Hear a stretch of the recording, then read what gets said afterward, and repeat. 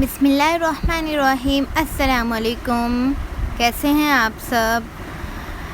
I hope आप सब खैरियत से होंगे। जी तो मैं जाले जासूस इमरान सीरीज़ बाय मज़हर कलीम हिस्सा 2 लेके हाज़िर हुई हूँ। ये इसकी एपिसोड नंबर 3 है। इमरान और उसके साथी कश्ती से काफ़ी दूर थे, इसलिए वो इन बमों से पैदा होने वाले तूफ़ानों से फ़िलहाल बचे हुए थे। फिर अचानक एक बम उस जगह गिरा जहाँ हरमन तैर रहा था।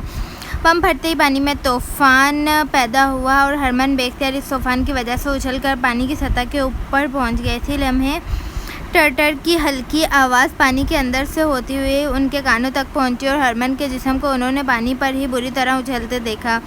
पानी का रंग तेज़ी से सुर्ख होता चला गया और चंद लम्हों बाद हरमन का जिस्म सीधा हो गया। वो एक लाश में तब्दील होकर अब पानी पर तैर रहा था और इमरान के साथियों ने आंखें बंद कर लीं। उनका एक साथी दुश्मनों का शिकार हो गया था और जिस अंदाज में बम गिराए जा रहे थे उससे साफ जाहिर हो रहा था कि किसी भी लम्हे उनका भी हरमन जैसा हशर होगा।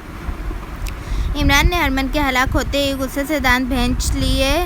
उड़न तश्तरी नुमा कश्ती की स्पीड इतनी तेज़ थी कि वो उस पर पेंसिल फायर भी ना कर सकता था और पेंसिल फायर के लिए भी उसे पानी की सतह के करीब जाना पड़ता था, जिसका खतरा वो मोल न ले सकता था क्योंकि झील का शफाफ पानी उसे फ़ौरन नुमाया कर देता और उड़न तश्तरी से उसे फ़ौरन हलाक कर दिया जाता। अजीब सी सूरत हाल पैदा हो गई थी जिसका कोई हल नज़र ना आ रहा था। वो बस किस्मत के सहारे पर जिंदा थे। मुंह में रखे हुए ऑक्सीजन कैप्सूलों की वजह से वो इतनी देर से पानी के अंदर मौजूद थे और उनका दम ना घुट रहा था। लेकिन इमरान जानता था कि ये कैप्सूल ज़्यादा देर साथ ना देंगे और फिर या तो वो डूबकर मर जाएंगे या फिर उन्हें सांस लेने के लिए सतह पर जाना पड़ेगा और फिर उन्हें शिकार कर लिया जाएगा। लेकिन इस नए हरबे से निमटने का भी कोई दरिया नज़र ना आ रहा था। इमरान के तस्वुर में भी ना था कि KGB इस किस्म का हरबा इस्तेमाल करेंगे। उसका ख्याल था कि वो किसी लॉन्च पर आएंगे और फिर आसानी से इस लॉन्च पर कब्जा कर लिया जाएगा। लेकिन ये तो बिल्कुल ही नई और अनोखी चीज़ मुकाबले में ले आए थे। बम मुसलसल गिर रहे थे लेकिन ये उनकी खुशकिस्मती थी कि वो इन बमों की रेंज से काफ़ी दूर थे। सिर्फ हरमन ही उनके हत्थे चढ़ रहा था।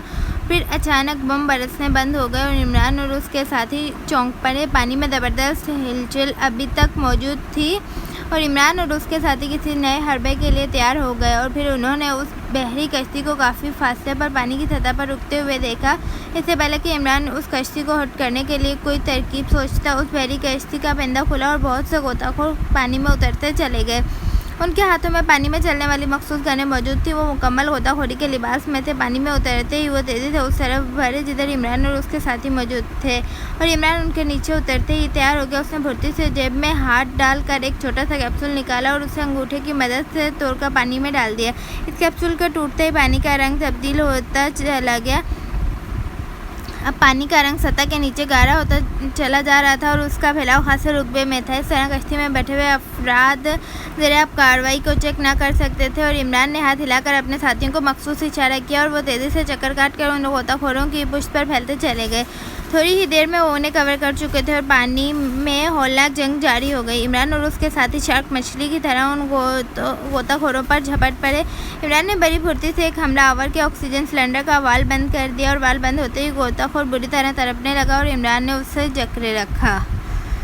चंद लम्हों बाद उसका जिस्म ढीला पड़ता चला गया और इमरान ने बड़ी फुर्ती से पानी के अंदर ही उसका गोताखोरी का सामान और लिबास उतारना शुरू कर दिया और फिर उसने उसे अपने लिबास पर चढ़ाकर ऑक्सीजन कैप भी मुंह पर चढ़ा ली और वाल्व खोल दिया।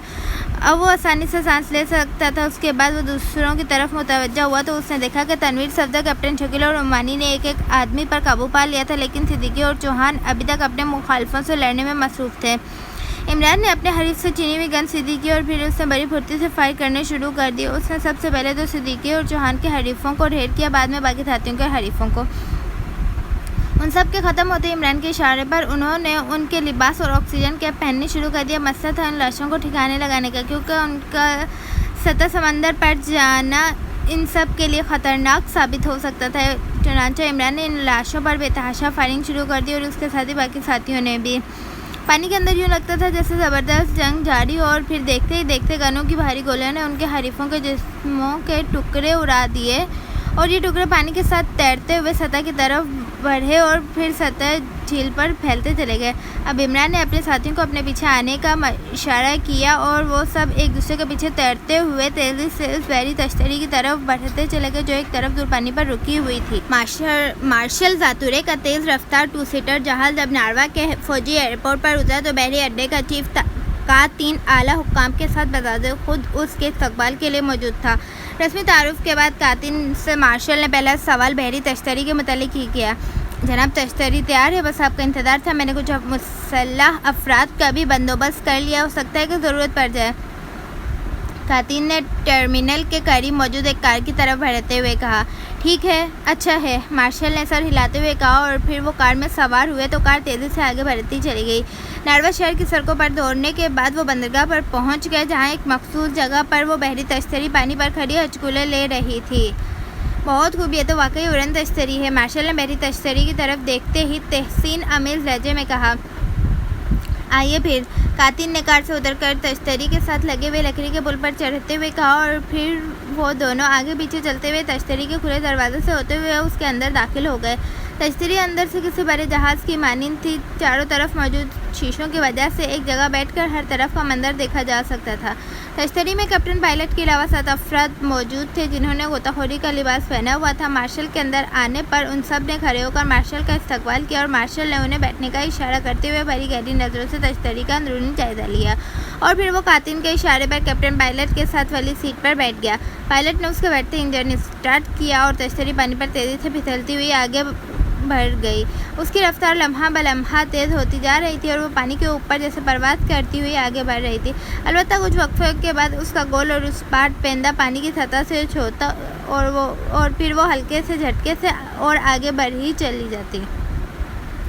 इस तरह पानी को छूती हुई वो खासी तेज़ रफ्तारी से आगे बढ़ रही चली जा रही थी। उसका रुख झील के उस तरफ से जिधर तारतूत था, क्योंकि मार्शल के कहने के मुताबिक गैर मुल्की जासूसों का ग्रुप उस तरफ से ही नारवा आ रहा था। कातिन और मार्शल की तेज नजरें शीशे के पार झील की सतह पर जमी हुई थी और मार्शल का दिल बुरी तरह धड़क रहा था कि काश ये हरबा कामयाब रहे।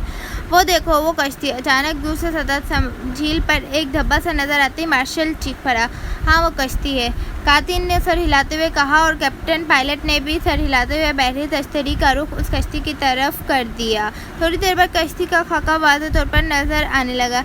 अरे, ये कश्ती तो खाली है, कातिन ने चंद हमों बाद चौंकते हुए कहा और मार्शल ने भी देखा कि वाकई कश्ती खाली पड़ी हुई थी, उस पर कोई आदमी सवार न था।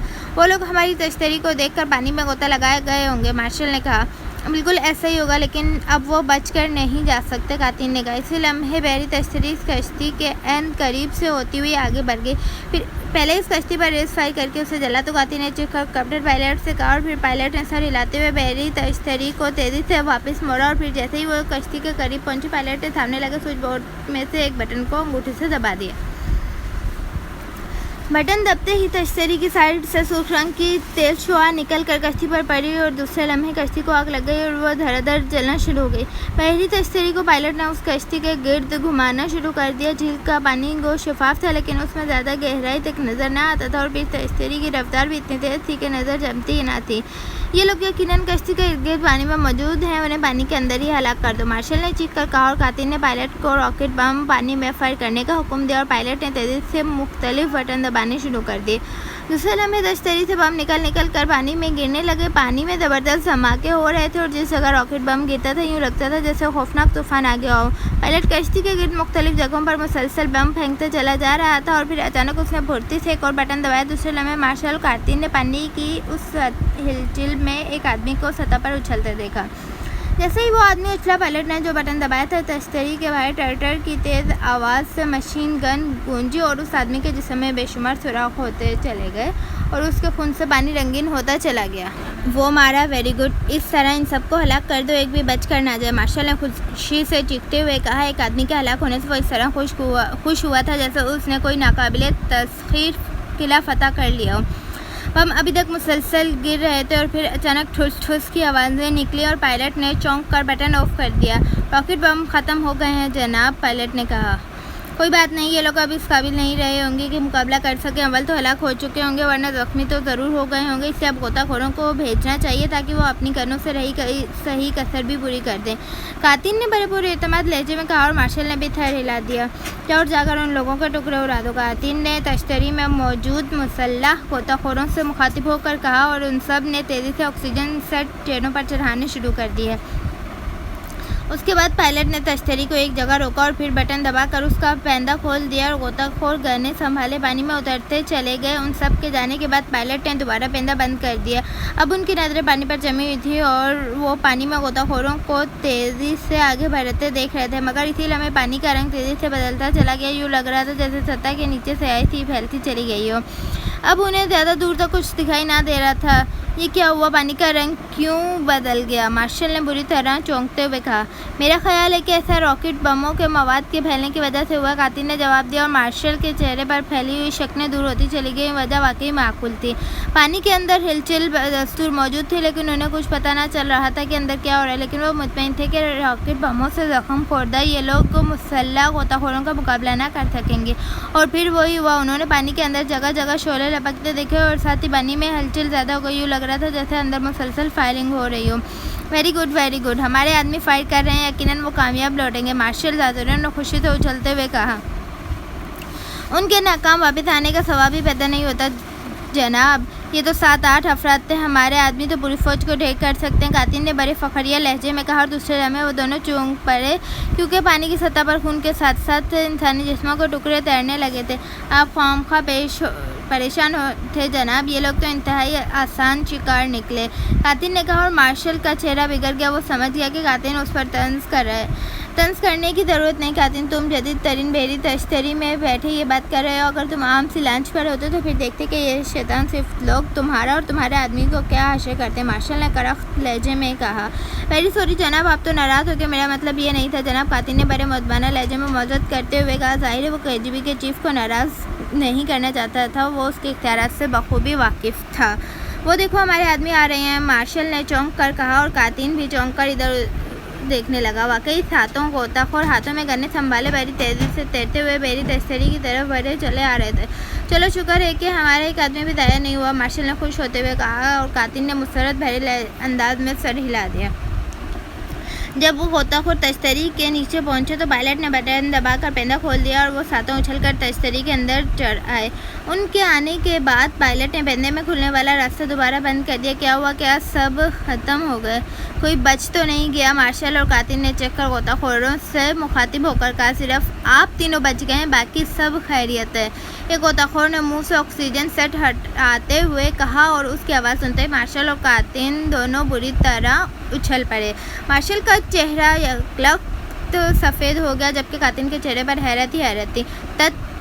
तुम इमरान, तुम, मार्शल ने खौफ और हैरत से हकलाते हुए कहा।